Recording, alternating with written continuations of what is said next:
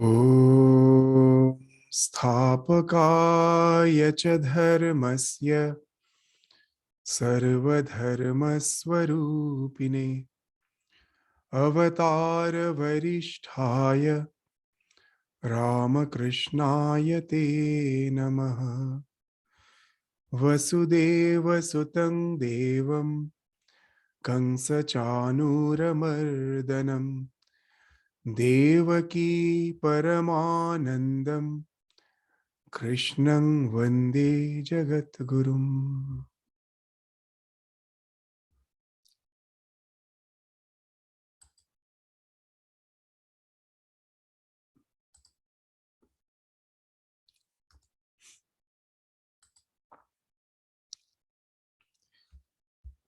So in the last class, we were in the 13th sloka of the second chapter of Shrimad Bhagavad Gita, where we stopped our discussion. We will continue our discussion from that 13th sloka, where we find Sri Krishna is continuing to enlighten Arjuna by enabling him to relate to that spiritual dimension of existence, so that he can, by relating to that dimension of existence, he can come out from the dilemma in which he was suffering from. And that's the thing which is of prior importance in our life. The life, suddenly you will find that all the so-called questions of life, the dilemmas of life, gets resolved the moment we can relate to that spiritual dimension of existence. And that's the thing Sri Krishna is doing at the very inception of the Bhagavad Gita. Later we will find that he will try to relate that spiritual dimension of existence with the Paramatman, with the one who is the Lord of the Yajna, Yajnadhipati. The world is a projection of the one who is the Lord of the Yajna. And when he projects as the sentient beings as well as the insentient universe. The sentient beings in essence are one with the Lord. There's the essential. In essential, as the conscious principle, they are one. But as for the manifestation is concerned, there is always a difference. One is the Lord of the entire existence, and other is bound within the happenings of existence, and which has been termed as Maya. We won't immediately now go to that philosophical implications. Let us continue with that idea where Bhagavan Sri Krishna is trying to explain Arjuna the essential nature of his being, which is the conscious principle alone and which exists through eternity. And that's the thing which, in association with the Sukshma Sharira, goes on transmigrating from body to body. There is no, as such, annihilation of that conscious principle. So that's the thing which he was indicating in the 13th sloka. Let us read the sloka once more. Dehinosmin yatha dehe kaumarang yauvanang jara tatha dehantara prapti dhiras tatra namuyati. Dehina. Who is the Dehina? Let us forget about the philosophy. Just with our experience of life, let us try to understand who is the Dehina, who is the Dehi. The experience of I, bereft of its association with the body-mind complex, bereft of its association with the body-mind complexion, this body-mind complex and its extension to the world, that is me and mine. ahamta, mamata, me and mine. So bereft of that, there is a sense of I. Forget about the philosophy. That I, which I used to experience as a small child. When my body was just of a small child, the I which I experienced, that same I, did I ever feel that I have changed when that one who was a kid, the one who was a toddler, the one who became the kid, the one who became the young man, then he was a matured person, a middle-aged person, and then was probably an old man tottering in his sticks. Does the I, that sense of I, does it change? Do I feel that the I has changed? No. So let us forget about the philosophy for the time being. So here let us try to understand that's the dehina, the amness, bereft of your association with the body-mind complex, that passes through the various stages of life. Do I ever feel that amness has changed? The one who was young is not the one who is me now. The one who was the toddler is not the one who is me now. Or the one who is going to be old is not going to be the me who is going to be the old, it's some different person. No. It is the same I who is going through all the changes in this body. So that is the one who is the Dehi. The scripture, what he's saying here, Bhagavan is saying that that's the way you experience the Dehi, the amness, which is passing through the various stages of life. The body is changing. Our mental attitudes are changing. The experiences of life are changing. But that amness, that I, is ever the same. That we experience. The next line is the thing which we don't experience, for which the God is asserting. The first line, he is just taking to give us the conviction that through the changes, the way the I doesn't change. Know it for certain. This is the thing for which the scriptures are required, to make us aware of that dimension of existence which cannot be experienced through the senses. That doesn't mean it doesn't exist. It exists, but it is beyond the purview of the senses. For that, God, through the scriptures, come down again and again to open up that vista in front of us. So that's the thing now he's saying. The same I, know it for certain. Even when this body falls off, the words are very, very interesting. So specific words. The word death has never been mentioned. What has been mentioned? Dehantara prapti. I change from this one body to the other body. So there is no question of death. There is no annihilation. The dehina remains the same. It just from one dwelling, it takes the dwelling in other. Tatha dehantara prapti. The one who knows it, who is that? The dhira. The word dhira in our scripture, we will find is repeated again and again. So many places, the word dhira. Because that speaks of the practice, which can lead you to that realization. Who is the dhira? The calm one, who has subdued the senses, who has calmed down the mind. For him, the truth becomes palpable. It's not mere reasoning. It's not some belief in the doctrines and dogmas. You can see the truth face to face if you are a dhira. Most of the place, we loosely translate the word dhira as the wise. Yes, it is correct. The dhira is the wise, but that wisdom comes from calming down the mind, subjugating the senses, going deep into the contemplation, to go beyond the mind, to realize the essential nature of his or her. And once he realizes that, he becomes wise. So that's why when we say dhira is wise, it's not wrong. But to understand it, we have to go to the etymological meaning of it. The word dhira etymologically means the one who is calm, who has subjugated the senses, who has subdued the senses, who has subdued the mind. Such a person, for him, this is a fact of realization. So these words are so important. By the word, they are not speaking of any make-believe, that you need not have to believe my words. It's just if you also can become dhira, it's the experience which is assured to you.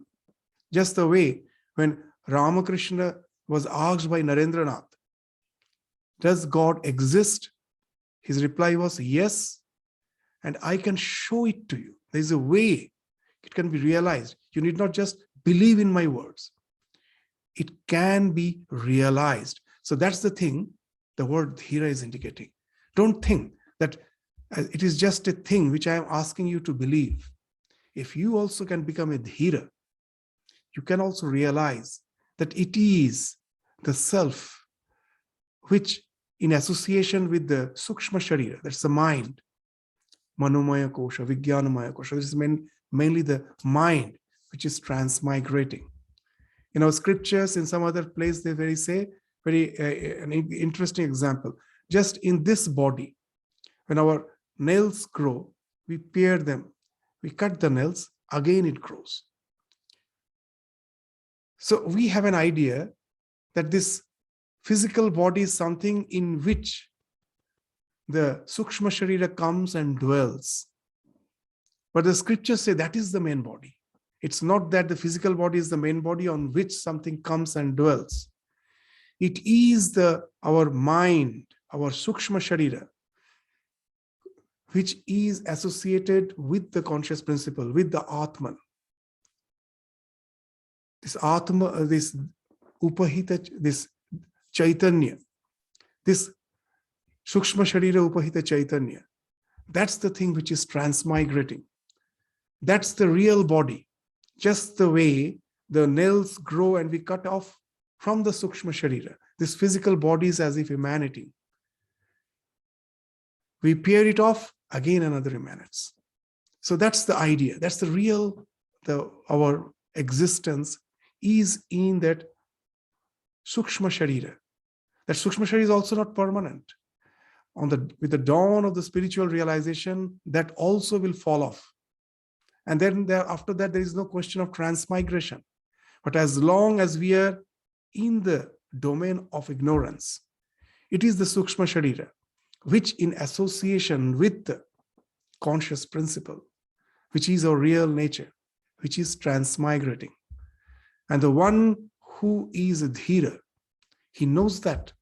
And for that, there is no question of being deluded. So this muhyati means he is not deluded. He knows the truth. So there is no question of suffering because of death, the so-called the death of the physical body. So that's the idea which in nutshell, in gist, has been indicated in this sloka.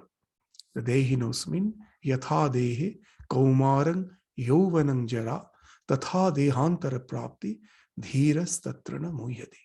The amness which I experience in this life as something which is not changing, even when the body is going through all the changes in the various stages of life, as a toddler, as a kid, as a teenager, as a youth, as a middle-aged person, as an old person, the amness which is not changing, that same amness continues even after the death.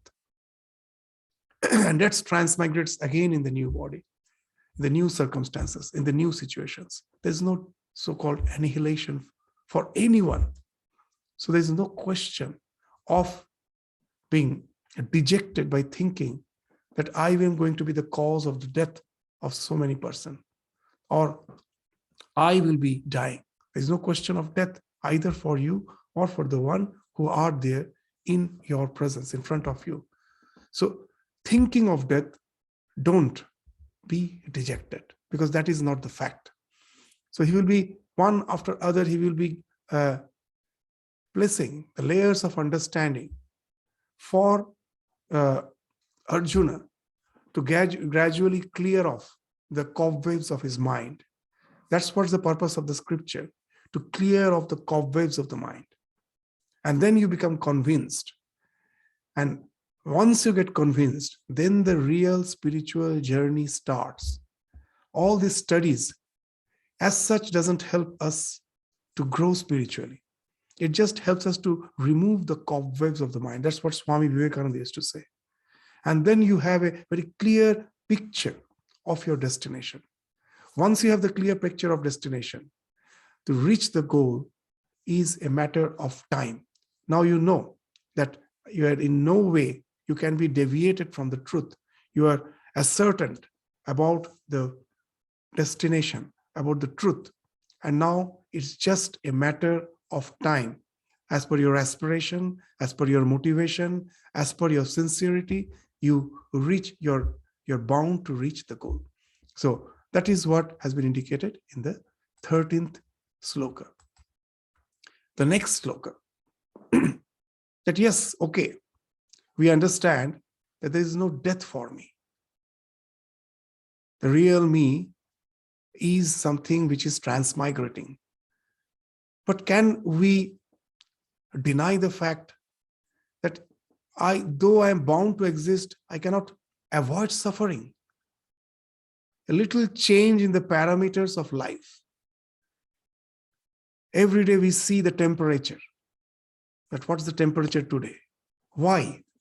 Because we know a little less temperature is going to make me feel extremely cold. A little more temperature is going to again make me suffer in the form of the sultry heat. Just a particular range of temperature is pleasant for me. But I cannot assure that always the temperature will be there. Similarly, all the parameters of life, which we experience through these 5 senses, as long as they're within a particular parameter, life is pleasant. Otherwise, it is unpleasant, unbearable. And is it something that through eternity we have to go through this ups and downs in the form of sensuous pleasures and in the form of pain and suffering, which at last results in disease, death? So for that now, Bhagavan will be relating to Arjuna that yes, this is a fact.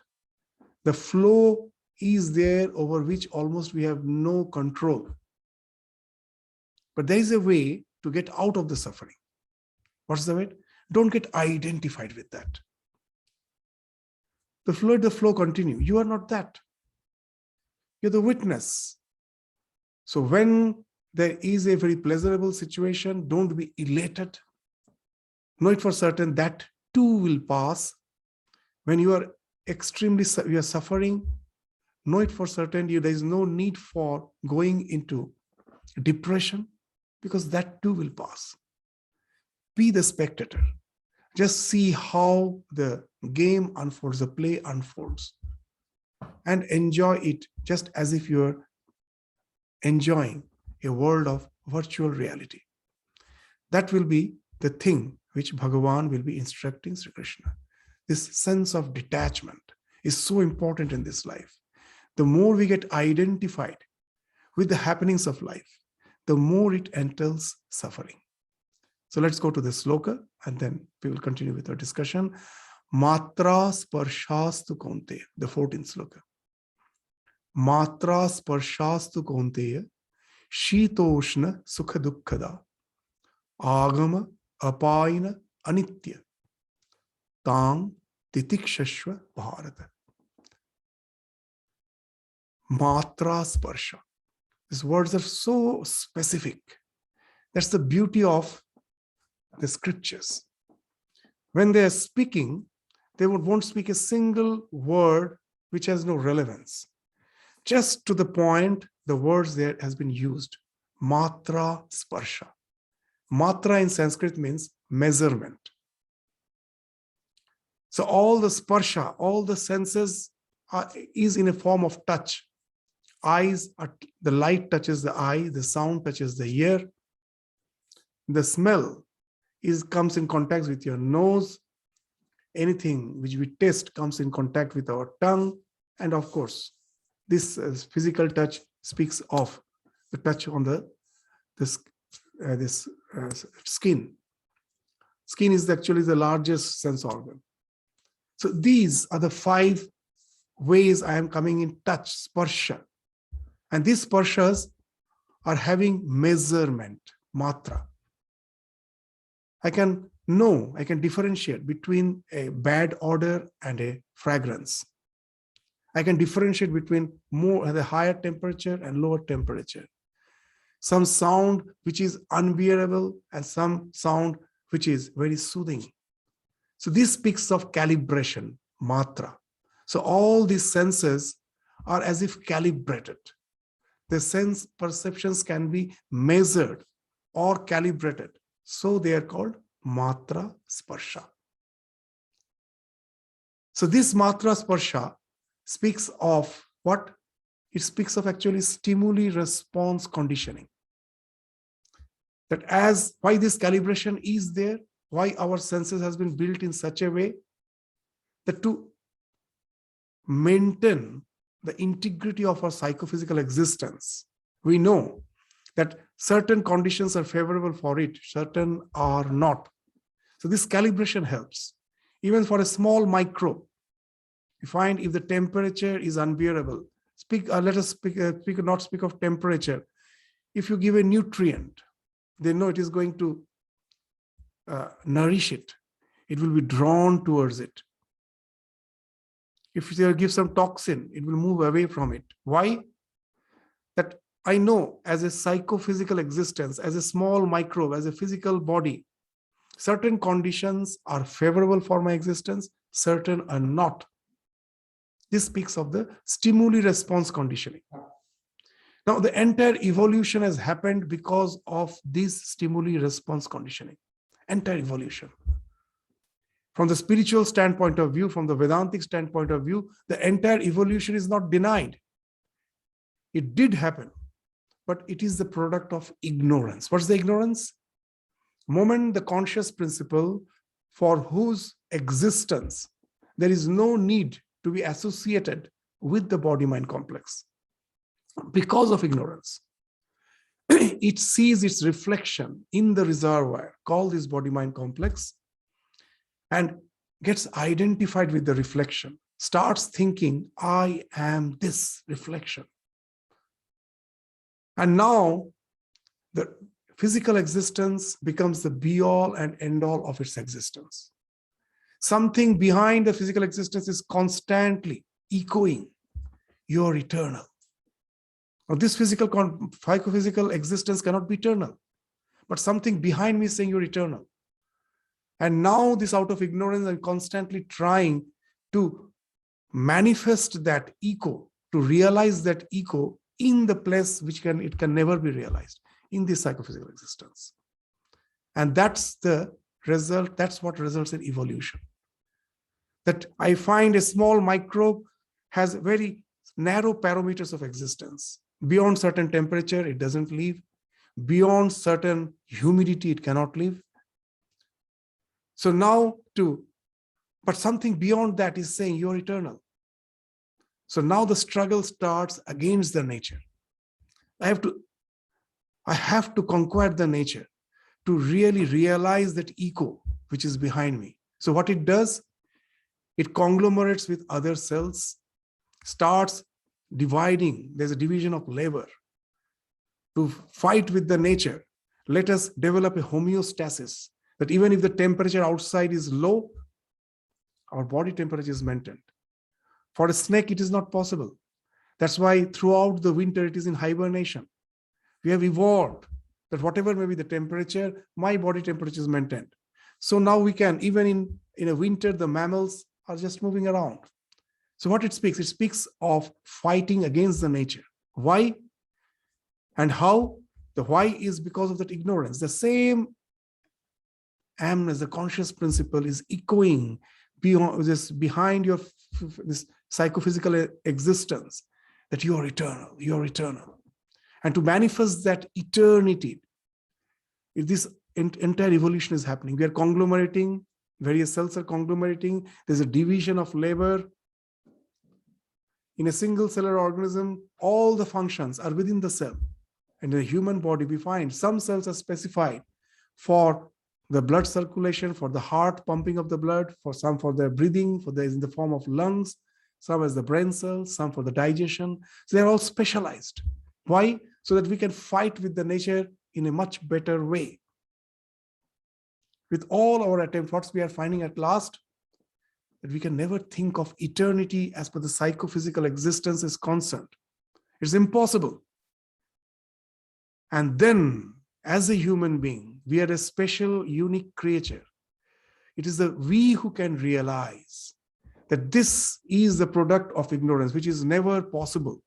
It is never possible to realize that our eternal nature through the physical existence. It is never possible. And then the retreat comes. Why the retreat? Suddenly, then we realize that actually nothing can annihilate me. It is out of ignorance. I was taking the ego to be real. The conscious principle was echoing through the body-mind complex that I am eternal, and I took that ego to be real, and I was trying to realize that ego in the psychophysical existence. There's no need. I'm already eternal. There's no need for that crutch. And then the retreat comes. No need to be associated with that. And then what happens? Let the matra sparsha go on. Sukha dukkha goes on. They come, they go. I need not be associated with that. Let me be detached from it. It doesn't entail your eternity through the psychophysical existence. It actually makes you aware that you are always eternal. There is no need to become eternal. That now the human life is, at the most 100 years. We are trying with all our medical sciences, development of medical sciences, to make it 150, 125. Yes, it may be possible, but that's the limit. Maybe in another 50 years, we find the average lifespan has become 150. But can we become eternal? No, it's impossible. At last, the entire our process of evolution has to be cyclic. It can never be in straight line. With all our discoveries in the modern science, we are still deluded that the evolution is in a straight line. It will go on and on. No. At last, we have to, as a human being, we have that faculty, have to realize that nothing can kill me. Nothing can annihilate me. All these changes are of the nature with which I got associated. I am, I was, I will be, that eternal principle.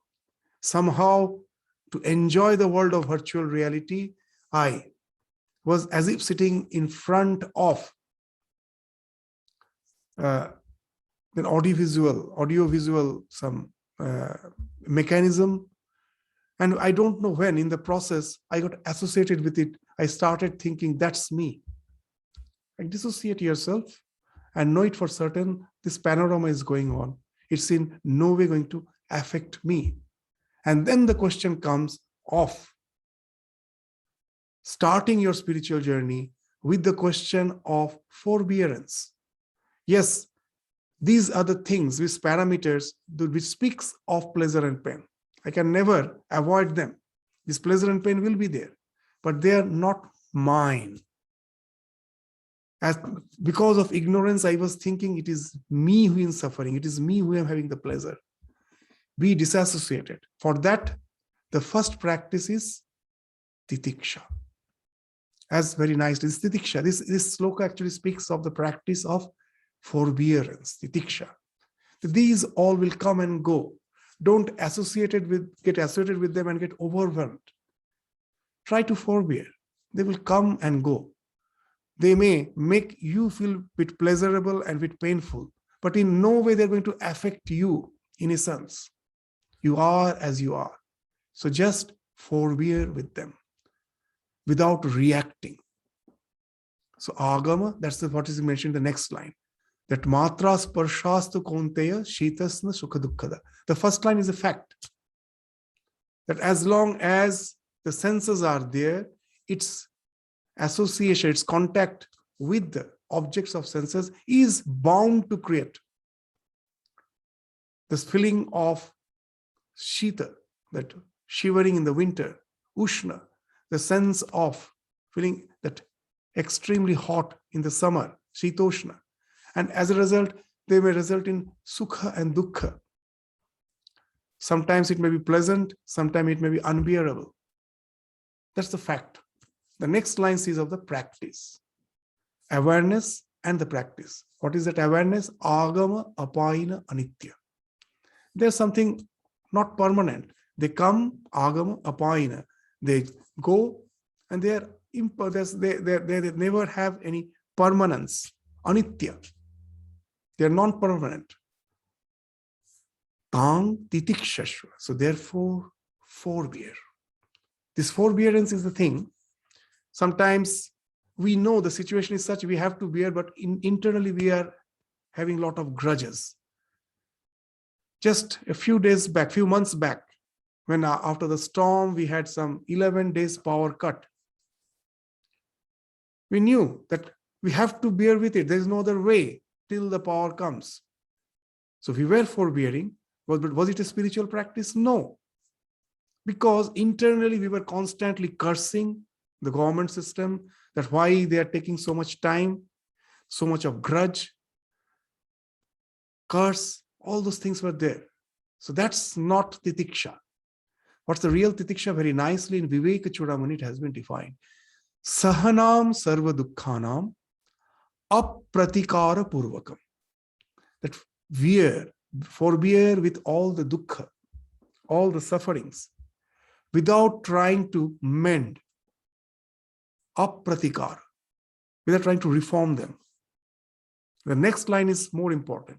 Chinta vilapa rahitam. Without worrying and without grudge. Chinta is worry. What will happen to me? And vilapa, that constant, that grudge. Why such a thing has happened to me? Who the such and such person is responsible for that? We are constantly cursing them, swearing at them, maybe not verbally, but mentally.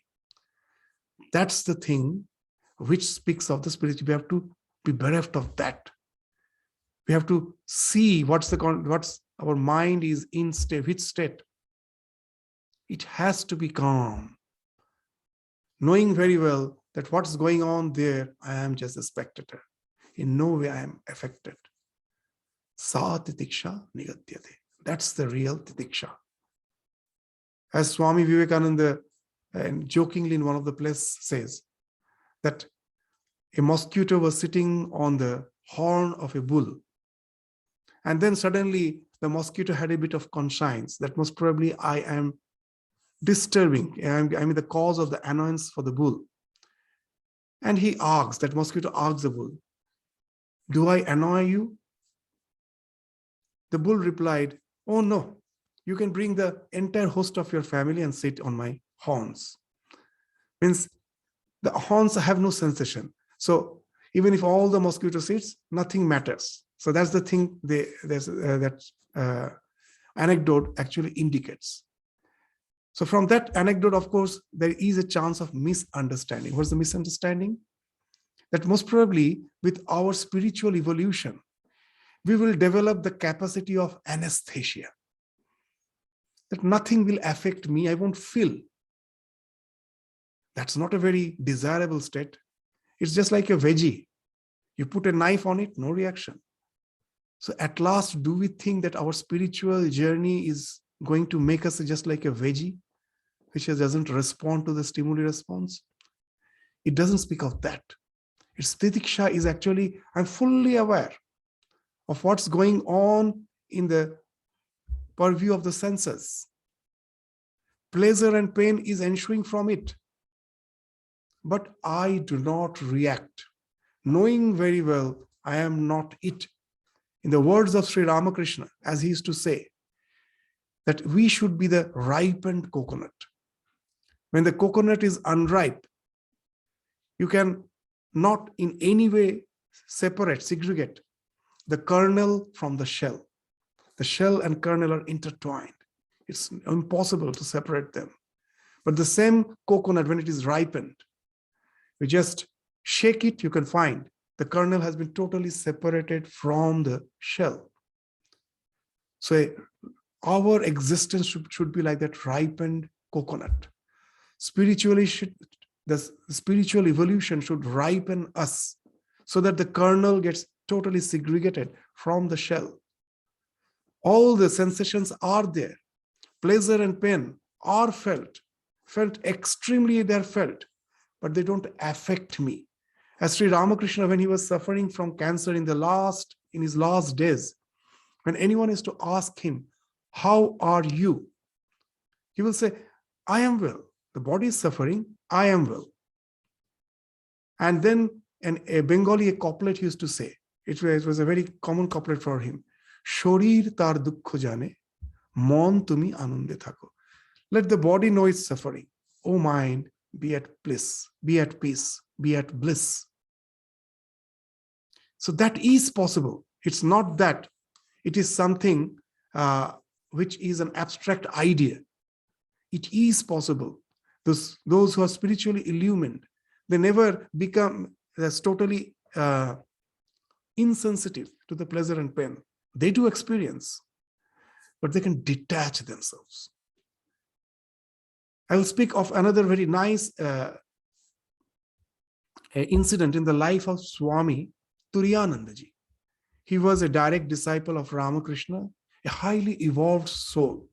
Swami Vivekananda, when he was in the West, he told his Western disciples that I am going to bring from India one of my brother monks.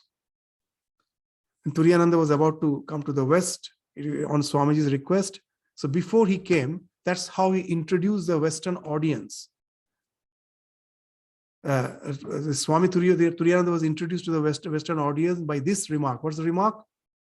That what I have lectured you, what all I was talking to you, if you want to see that demonstrated through a life, a living commentary, for that this brother monk is coming.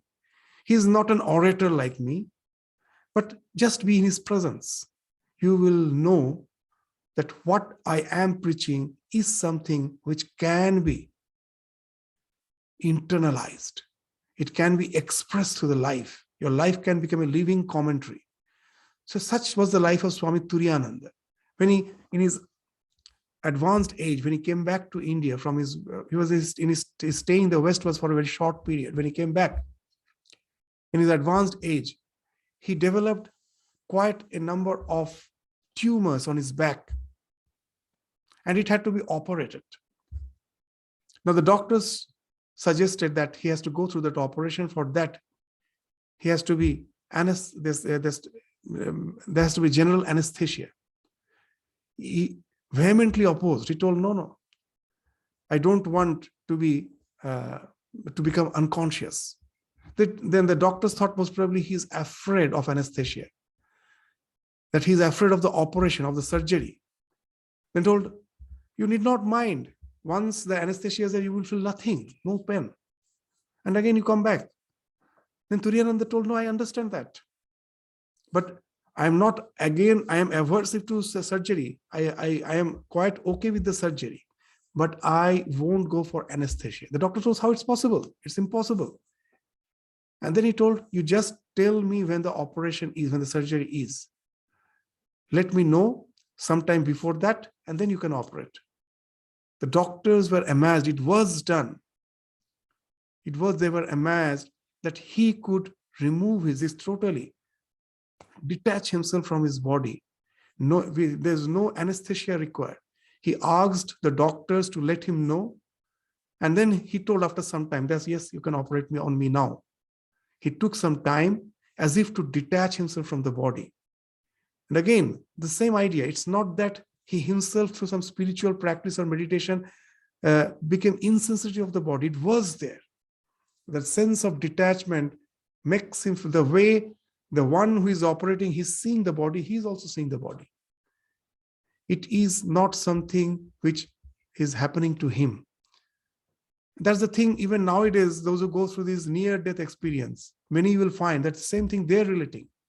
That somehow they came out of the body when the operation was going on, from the ceiling, as if they were watching what's going on in the body. Someone else is as if watching. There are so many books nowadays. And even the mainstream universities are substantiating to these ideas that it is something which is recorded. Maybe we don't have explanation, but we cannot deny the fact, because from that state, when the doctors also declared them to be dead, they come back from that state and they say what was going on in the surgical, in that room. The doctors were amazed because he was relating the exact things that are going on. So how can you deny then that something was going on? So the way that ND experience happens, that you don't feel the pain of the body. The operation is going on, everything is going on, you're seeing.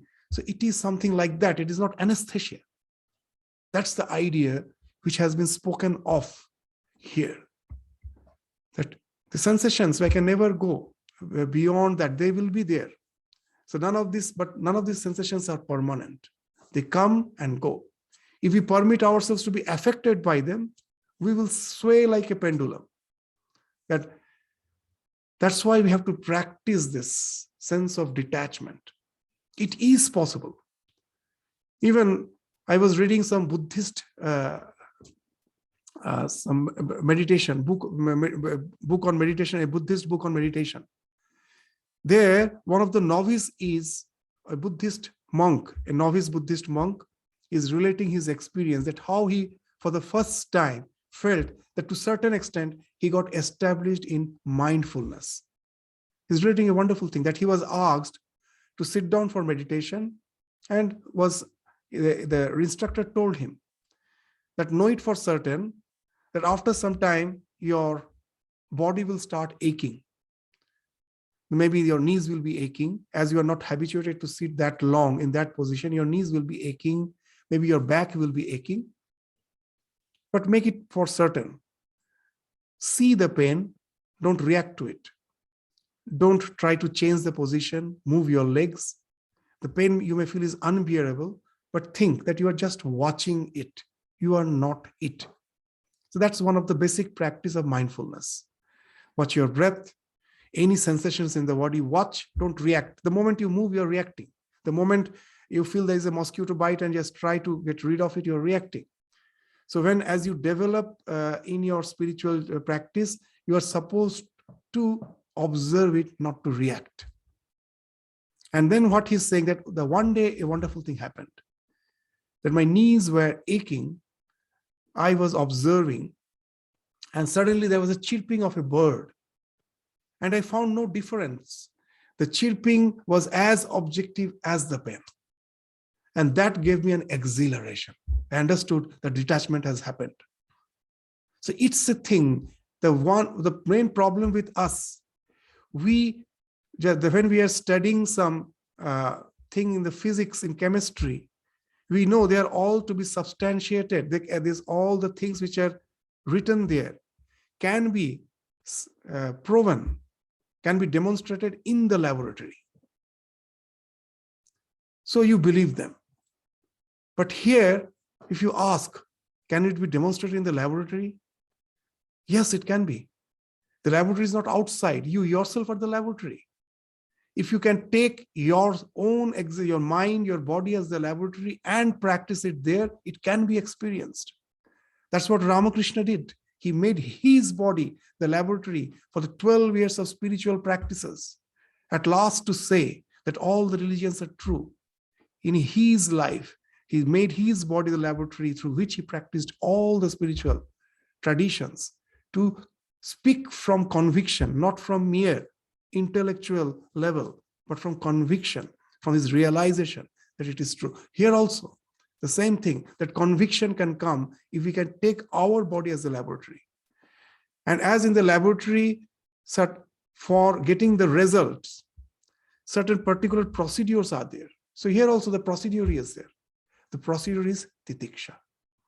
Follow this procedure and just see that whether it is something which is palpably experienceable or not, and then come back to me. As our Swami Brahmananda, with full assertion, used to say that you don't practice and just come and complain. After practicing, if nothing happens, he's saying his own disciple, I just say you practice for a few months and come, and if nothing is possible, you come and slap me. You do nothing and just complain, nothing happens. So that's the thing here Bhagavan is asserting, that it comes, it goes, it is impermanent. The practice is titiksha. Tang titikshashva bharat. And what's titiksha? That Shankaracharya, how nicely is defining in Viveka Chudamani. Sahanam sarva dukkhanam apratikara purvakam chinta vilapa rahitam. Without worrying, without any grudge. If you keep your mind calm and try to detach yourself without reacting to it, if you just try to forbear with it, that's the first step of your spiritual journey that will take you beyond the purview of the senses. And that will open up that new portal where you can identify yourself with the core of your being, with the real existence. So that's the thing which has been indicated in the 14th Sutra. There's another thing. If we just try to understand this sloka only from the sensate world, it does have a meaning, but that meaning gets limited. The most in our life, the cause of depression is something different, because we are between the polarities, the dvanda of duality. Certain elation results in dejection. That also to certain extent, though not directly related with the five senses, but is related to the mind. That is also the sixth indriya. What's that? Why we find so much dejection in the present world? Because whenever there's a little success, maybe I practice singing and someone comes and just starts praising, oh, how wonderfully you sing. And now I start having something in Sanskrit called Akasha Kushuma Kalpana. We start building castle in the air. Oh, most probably another few days, I will go viral. I'm going to just post my song in the YouTube or somewhere, and it's going to be viral. There will be millions of views, and you find nothing is happening. So what is happening from that little success, that elation, resulting in Akash Kushuma Kalpana? You start building castle in the air. That's the thing which has been in our spiritual journey. In our that these are the vows we take. That Akasha Kushama Kalpana Sarvato Bhavena Parityajya. I'm not going to resort to that. Even in a spiritual journey, it happens. One day you have good meditation and you think next day I'm going to become Raman Maharshi. It's not going to be that. And that results in dejection. Little success, elation, you're taking you to the world of your imagination, and then you are not reaching your expectation, dejection. Those who are quite experienced through their life journey relate to it. Isn't it happening to us again and again, again and again? And this sloka speaks of that. That also is, his mind is also having its own calibrations. And we sometimes distort that calibration with our imagination. And that leads to that utter dejection. And we go on swinging like a pendulum from this polarity of elation and dejection.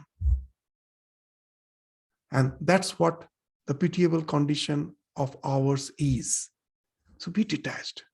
Don't just when that little success is there, then also you be detached. Don't resort to this all sorts of imaginations. Go as with the life, as the life takes you. That Swami Vivekananda's this simple word is a Maha Mantra. Seek not, avoid not. As per the situation, what I have to do, I am doing. I'm not seeking. I'm not resorting to that Akasha Kushuma Kalpana. This Akash Kushuma Kalpana is seeking. From seeking something, it comes, that all those imagination. And avoid not. That as I'm not going to become something extremely popular in internet, in social media. So let me stop. No. You can just take it to another dimension, that I sing for the peace of my soul, not to please others. Whether you like it or not, that's at least it gives me peace. What's the harm in it? Let me continue with that.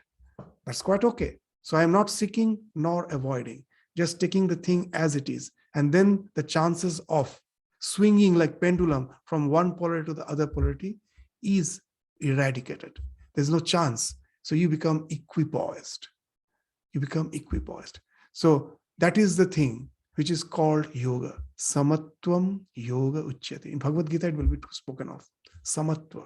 That equipoise is yoga. The more you can be in association with yourself, the more equipoised you are. And that alone is yoga. Yoga is your connection with the inner self. Yoga means to be united. The more you can be united with your inner self, the more equipoised you are. And that alone is yoga. Samatvam yoga uchyate. So that's what Bhagavan is instructing Arjuna. That this all, when you see your relative, to have that sense of dejection, that if you have to kill your relative, what is tremendous suffering it is going to entail. I understand that. But here also, this I'm not saying that become like a veggie. You know, when someone has to be hanged because of some crimes or something, the state punishments, when he is hanged, a mask, a black mask, he has to wear. You know why? The simple reason is when he is hanged, his facial expression is bound to affect the one who is hanging him. The others who are executing their duty, they're all humans. His facial expression is going to affect you. So mask that. So this is some physical way of masking. So here also, this is going to affect me. It is not that it's not going to affect me. I cannot become insensitive. I cannot become a veggie. When my relatives die because of me, whatever may be the reason, maybe they are on the wrong side, but it is going to, it's a blood relation. It is going to affect me. Don't become insensitive. That's this suffering, I do understand, but relate to your spiritual dimension. There's a divine plan behind it. You are an instrument to it. This suffering is a must, but this will come, this will go. You are the self. And those who are dying, they're also the self. Nothing as such is being killed. But in the phenomenal world, as long as we are in the phenomenal existence, this pain, suffering will be there. I need not try to avoid that, but always be assured of the fact that these situations will come and go, but the real me is something unchanging. I am just the witness. I need not be overwhelmed by it. And when you are suffering, then also you should know that this suffering is there, which is bound to be there because of the contact of the senses with the circumstances. For some time it will be there, it will be going. If in any problem of life, when we find that someone has died, your near and one has, someone has near and one has died, and we feel so pitiably that dejected, and sometimes someone even commits suicide for some such situation.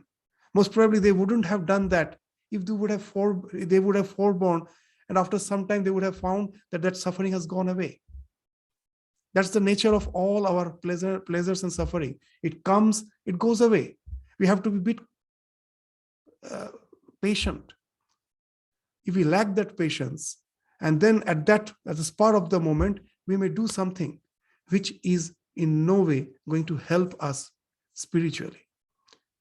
So that's the thing here, by saying, he's giving the example of Sita, Ushna, Sukha, Dukkha, but is actually indicating to the situation in which Arjuna is. That yes, I understand that this is going bound to create that dejection, but don't get identified with that. There is a divine purpose, divine plan behind it.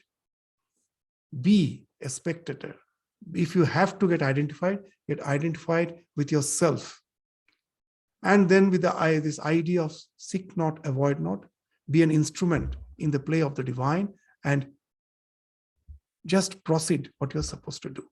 So that's the main intention with which Krishna is instructing Arjuna. The 15th sloka, let us just go, proceed. That's what's saying. In the same line, he's speaking that yang hina, that we spoke of, that sukha dukkha is bound to be there. We are not going to become insensitive. That's the idea which is spoken of in the 15th sloka. Yang hina vyathayanti purushang purushar sama dukkha sukhang dhiram so amritatvaya kalpate. Vyathayantyete means he is not affected. O Arjuna, the noblest among men, Purusha Rishabha, the bull among men, the noblest among men, Purusha Rishabha, Purusha Rishabha. So just see, he's the most capable human being of his time, most integrated person. For him, such dejection has happened. It can happen to us also. So to such a person, whenever Krishna is using these words, always we should remember that how wonderful these words are. Just the way when a small child does a stupid thing and we say you are stupid, it's a big, terrible mistake we are doing. We should have told him, you are Purusha Shabha. I have never expected such a silly act from you. So that's what Krishna is saying. You're bull among men, Purusha Shabha. So that person who is not affected, know it for certain, that person who is not affected by happiness and distress and remains steady in both, that's the dhira. Sama dukkha sukhang dhirang. He alone is eligible for liberation, amritatva. So that's the idea, that the more we can detach ourselves. There's this sloka, almost we have the same discussion which we had in the previous. We won't repeat. It's the same discussion. It speaks of detachment. Not to become veggie, but to be detached. Shorir tar dukkha jane, mon tumi anande thako. The body knows its suffering. O mind be at peace. This is the state which has been spoken of in our scriptures. In Kathopanishad, it is mentioned, Yada sarve prabhidyante, hridayasyeya granthaya, atha martyo amrito bhavati, etavat adhi anushashanam. Wonderful, powerful words. Yada sarve prabhidyante hridayasyeya granthaya. Our heart has many granthis, knots, innumerable desires, innumerable mental modules. We are knotted, our heart is knotted with them. When you can unknot them, hridayasyeya granthaya, all these granthi, through the practice of detachment, atha martyo. Martyo means those who are experiencing mrityu. Martya loka. Martya, the word martya came from mrityu. Everything which experiences decay and death are martya. We are martya as per our physical existence is concerned. So that martya who is experiencing mrityu becomes amrita. Atha martyo amrita bhavati. Etavat adhi anushashanam. This alone is the teaching. Nothing else. This is the only teaching. In various ways we are trying to say. The scripture is like the mother. The simple truth the child doesn't understand. She sometimes resort to tempting the child with some small gifts, sometimes with pacified words, nice words, sometimes with strong, sometimes with reason. So many ways. She tries her best with all possible means to make the child do what the child is supposed to do for its good. The scripture is like the mother. In so many ways, it is trying to explain this truth alone. This alone is the teaching. Detach. And then you become Amrita. The moment you're identified with your real nature, you don't become. You were already that. You just realize. In our scripture, they speak of, so many nyayas are there, that a lady was busy with her household work, and she suddenly felt that her locket is missing. She went on searching everywhere. Where is my locket? Where is my locket? I'm not finding it. And someone told her, wow, just see what a scene you have created. It is hanging in your neck. It is there only. It is something always with her. Somehow she was forgetful about it. And she was searching hither and thither. Sri Ramakrishna very nicely, jokingly tells a nice anecdote. That a man, a villager, was was having the habit, was addicted to this tobacco.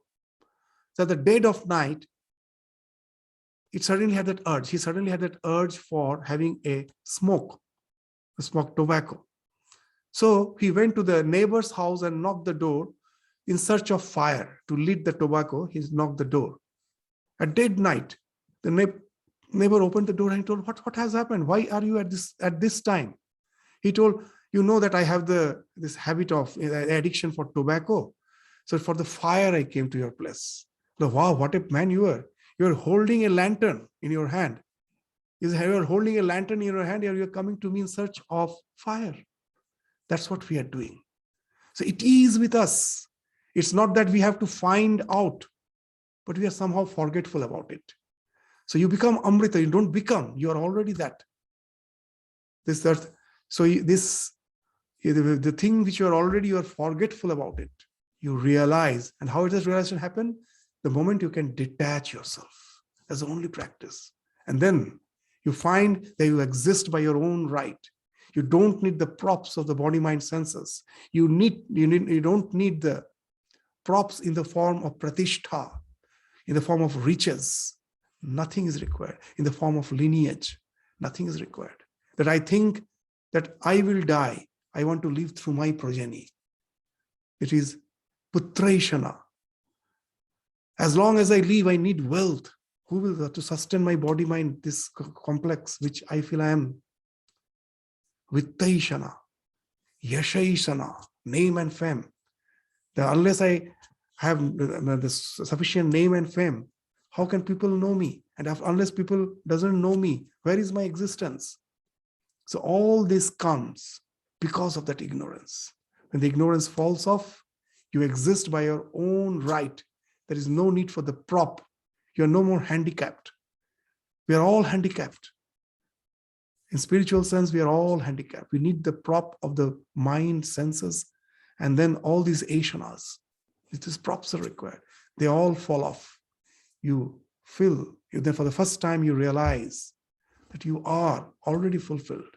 There is no need for the prop to assert your existence. That's what Bhagavan is saying, is asserting, is trying to convince Arjuna through these slokas. So we will continue from the succeeding slokas again in the next class. So thank you all. Namaskar.